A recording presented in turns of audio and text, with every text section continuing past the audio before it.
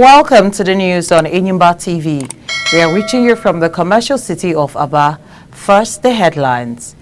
PDP BOT visit Fubara says Nigeria's future will be lost if party loses Rivers. Presidency says Nigeria to save 10 billion naira as federal government cuts down COP29 expenses.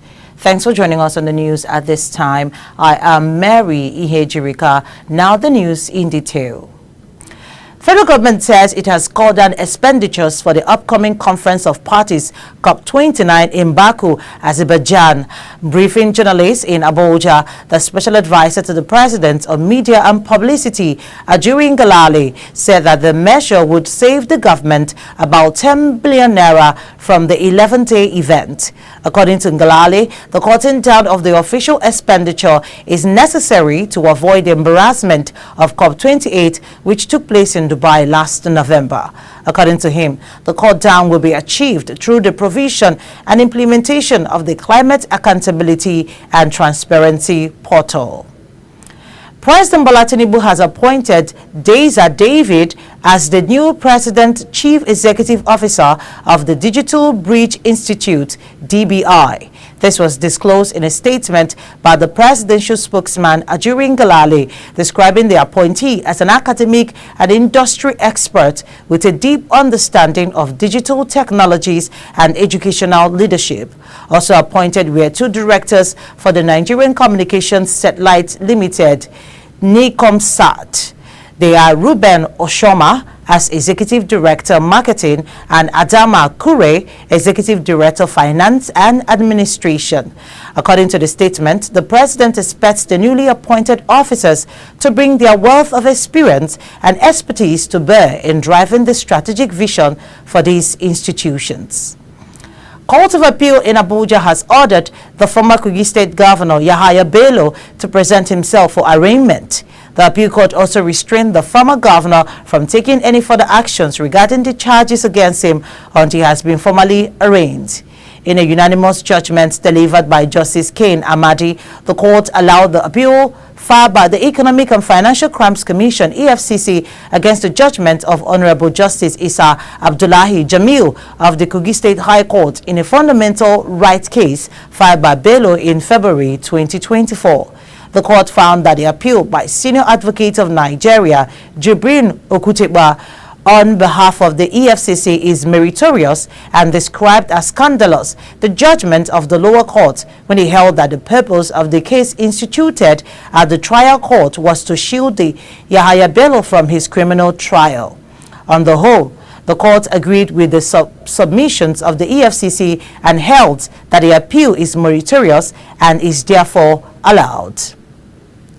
Anambra State House of Assembly has mourned former Deputy Speaker Halford Oseke, who died on Monday at 64 years. Speaker of the House, Somtochukwu Udeze, described Oseke's death as a rude shock and devastating to the legislative institution in general and Anambra State House of Assembly in particular.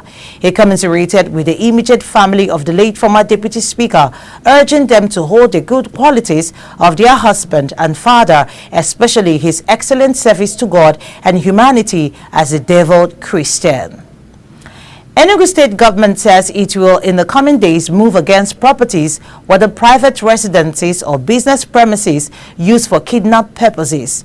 In a statement issued by the Secretary to the state government, Professor Chidebere Onya, the government said the step was in continuation of the determined effort of the Governor Peter Mba administration to rid the state of all forms of crimes and criminalities. Recall that Enugu State House of Assembly had in November 2016 amended the Criminal Code Law of Enugu State, which was subsequently signed into law by the former governor, Honorable Ifeanyi Ugwuanyi, on January 20, 2017. Since the signing into law, Enugu citizens had wondered why the government is here to enforce it 8 years after. But responding to the citizens' agitations over what they perceived as a lukewarm attitude to the law, the current administration said it was taking time to carry out due diligence to ensure that nobody suffers undue losses or miscarriage of justice. Chairman of the Board of Trustees, BOT, of the People's Democratic Party, PDP, Senator Adolphus Wabara, has said the party was scared of losing Rivers State, pointing out that if that eventually happens, then the future of Nigeria would be truly lost. This is as Governor Siminalayi Fubara has declared that Rivers still remains a PDP-controlled state, bringing an end to weeks of speculations that he was planning to dump the main opposition political party in the country for another party. Wabara spoke on Tuesday when he led a delegation of PDP BOT members on a visit to Governor Fubara at the Government House, Port Harcourt. He explained that they visited the governor as the conscience of the party in search of peace and unity because of the tension in recent times that has threatened the PDP in the state. Responding, Fubara said, as was normally expected, he doubted his membership of the PDP at some point, but the visitation from the BOT has offered a stronger conviction that he is a member of the PDP family. You're watching Enyimba TV News. After the short break, the news continues with foreign, business and sports update. Please stay tuned. We'll be right back.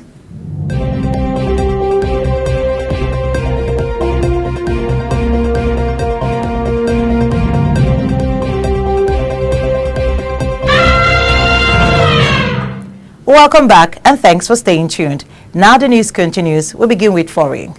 The U.S. Treasury Department has unveiled sanctions against former Haitian President Michel Martelly on Tuesday for trafficking drugs, including cocaine, destined for the United States.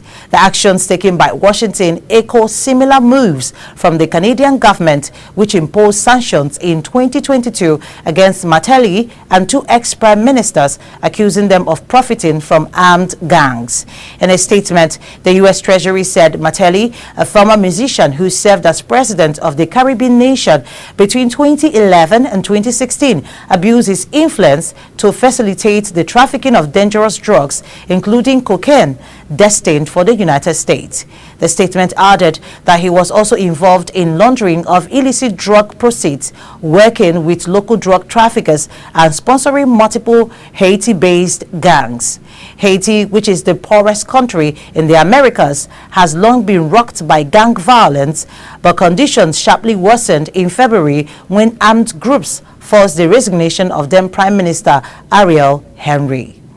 And on business, the Central Bank of Nigeria, CBN, has reported a significant increase in remittance inflows, reaching $553 million in July 2024, which is a 130% increase from the corresponding period in 2023. A statement by the Apex Bank's acting director of corporate communications, Hakama Sidi Ali, on Tuesday said the figure represented the highest monthly total inflows on record and reflects ongoing efforts by the CBN to enhance liquidity in Nigeria's foreign exchange market. The substantial growth in remittance receipts was attributable to policy measures introduced by the CBN to enhance liquidity in Nigeria's foreign exchange markets. These measures included granting licenses to new international money transfer operators, IMTOs, implementing a willing buyer, willing seller model, and enabling timely access to naira liquidity for IMTOs. Diaspora remittances are a crucial source of foreign exchange for Nigeria, supplementing both foreign direct investment and portfolio investments.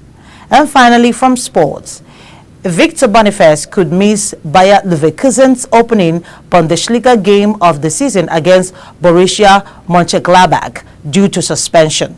Boniface is being investigated for unsportsmanlike gesture in the German Super Cup win against VfB Stuttgart last weekend. The spokesman told German media that Boniface is suspected of having shown the Stuttgart players the finger when he ran past them just after the final whistle. The Nigerian international would be sanctioned by the German Football Association if found guilty. The striker opened the scoring for Xabi Alonso's men in the game.